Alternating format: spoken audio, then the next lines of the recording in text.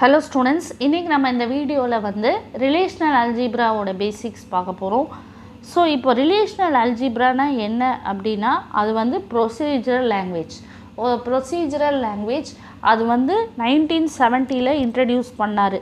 யார் இன்ட்ரடியூஸ் பண்ணாரு? Card introduce பண்ணாரு. ஸோ இப்போ அது வந்து எதுக்கு இன்ட்ரடியூஸ் பண்ணுறாங்க அப்படின்னு சொன்னால் நம்ம வந்து SQL படிக்கிறோம் இன்னைக்கு, structured query language. So structured query language வர்றதுக்கு முன்னாடி அதுக்கு ஒரு பேஸாக இருந்தது தான் வந்து ரிலேஷனல் அல்ஜீப்ரா. ஓகேவா? இது வந்து ஃபுல்லாக வந்து நமக்கு வந்து மேத்தமெட்டிக்கல் எக்ஸ்பிரஷன்ஸில் தான் இருக்கும். சரியா?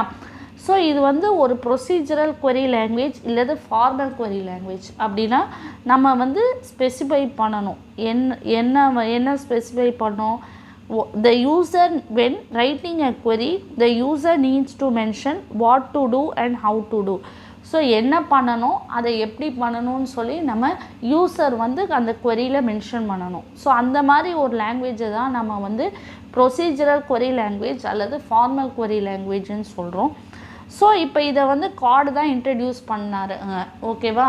ஸோ அவர் தான் ஃபாதர் ஆஃப் டிபிஎம்எஸ்ன்னு சொல்லுவாங்க. ஸோ அவர் தான் இன்ட்ரடியூஸ் பண்ணது. ஸோ இது வந்து ஒரு தியரிட்டிக்கல் மாடல் தான், made up of mathematical expressions.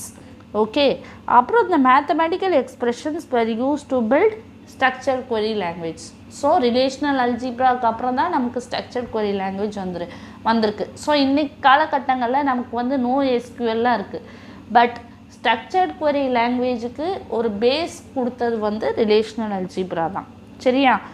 So இப்போ வந்து இதில் வந்து பேசிக் ஆப்ரேட்டர்ஸ் பார்த்திங்கன்னா ப்ரொஜெக்ஷன் ஆப்ரேட்டர், செலெக்ஷன் ஆப்ரேட்டர், அதுக்கப்புறம் பார்த்திங்கன்னா கிராஸ் ப்ராடக்ட், அதுக்கப்புறம் rename, set difference, union. So இப்போது இது பார்த்திங்க அப்படின்னு சொன்னால் ப்ரொஜெக்ஷன், செலெக்ஷன், ரீநேம் ஆப்ரேட்டர்ஸ்லாம் வந்து என்ன சொல்கிறாங்க அப்படின்னா யூனரி ஆப்ரேட்டர்ஸ்ன்னு சொல்லிடுவாங்க.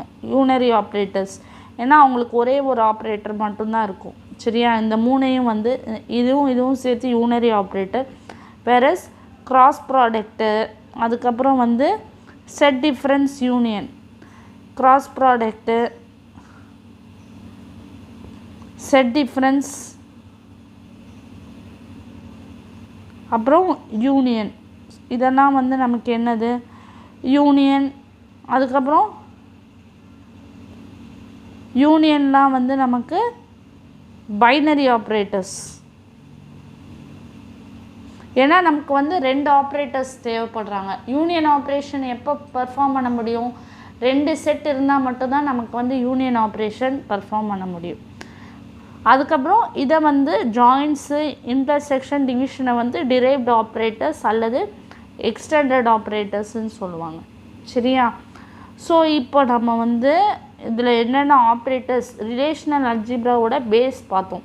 ஸோ இதை ஒரு பேஸ் இந்த வீடியோவில் வந்து ஜஸ்ட் ஒரு இன்ட்ரடக்ஷன் தான் நான் கொடுத்துருக்கேன்.